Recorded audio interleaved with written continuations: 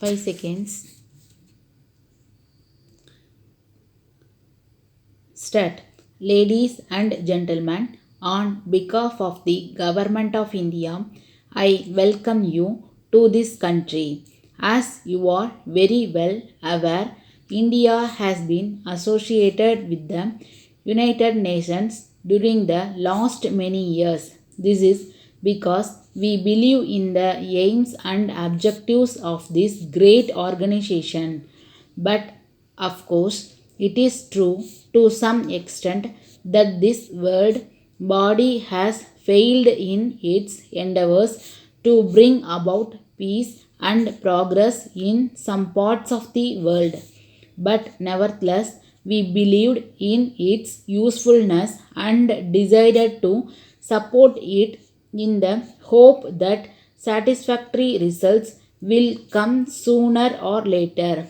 We are gathered here today to discuss about the various problems faced by the countries in Asia during the last many years. These problems have been considered in the world context.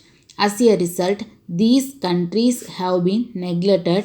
It was not considered important enough for us much attention to be given to it as was given to certain other parts of the world. But we have to attach more importance to the problems in Asia because they affect us more intimately. As far as India is concerned, one problem which demands immediate attention is food.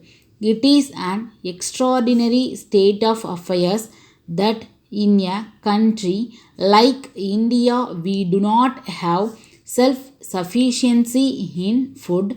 There is obviously something wrong in our approach to agricultural. I have, however, no doubt in my mind that India can produce enough food, if not immediately, but in the course of a few years. But at the present moment, we have to face this problem. Of course, other urgent problems will also come up before you for discussion. Looking at these problems for a long term point of view, it seems to me that various deficiencies have to be made good. We have to increase our production, both agricultural and industrial, in order to see that the standard of living of our people is increased to a great extent. It is considered necessary that a country like India and other countries in Asia should be industrialized so that it can increase and modernize agricultural production. It is important in this context that advanced countries should help us in this process with capital equipment and their special experience. But in doing so, it is to be borne in mind that no Asian country will welcome any such assistance if there are conditions attached to it. We would rather delay our development than submit to any kind of domination by any other country. This is a principle which is accepted by everyone in India. I am sure that people in their countries in Asia also accept it.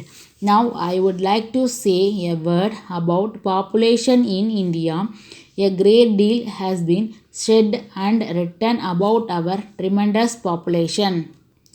It is true that we cannot solve any problem if our population growth is not checked efficiently and as quickly as possible. Well, I have no desire for the population of India to go on increasing. I am all in favor of checking this growth. Finally, ladies and gentlemen, you have come to this country for the first time. I believe that one of the points you have to determine is the location of your temporary headquarters. Probably there will be the question of locating the regional office. It is for you to determine. but on behalf of the Government of India, I have great pleasure in inviting you to have your headquarters in India. I express my welcome to all of you and wish you success in your endeavors. Letter from Messrs. Johnson and Company Limited, Madras to Messrs. Patel and Company, Bombay.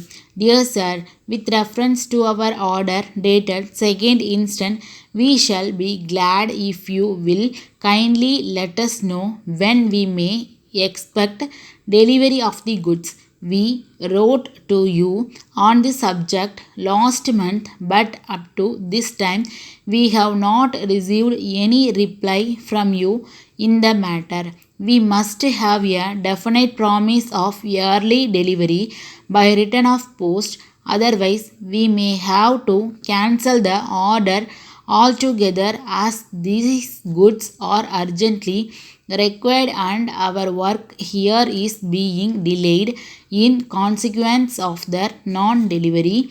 We are sorry to inform you in this connection that you are treating us very badly with regard to these deliveries. We also wish to inform you that unless immediate steps are taken to prevent such long delays, we shall be compelled to transfer our orders to another company who will treat us with more consideration. You have been supplying these goods for 6 years, and in the circumstances, we consider that we deserve better treatment at your hands. Apart altogether from this, we have been writing to you on the subject for the last 2 or 3 months, but our letters seem to have been absolutely ignored. We would therefore like to request you to look into the matter urgently and let us have a proper reply at once. Yours faithfully, Stuck.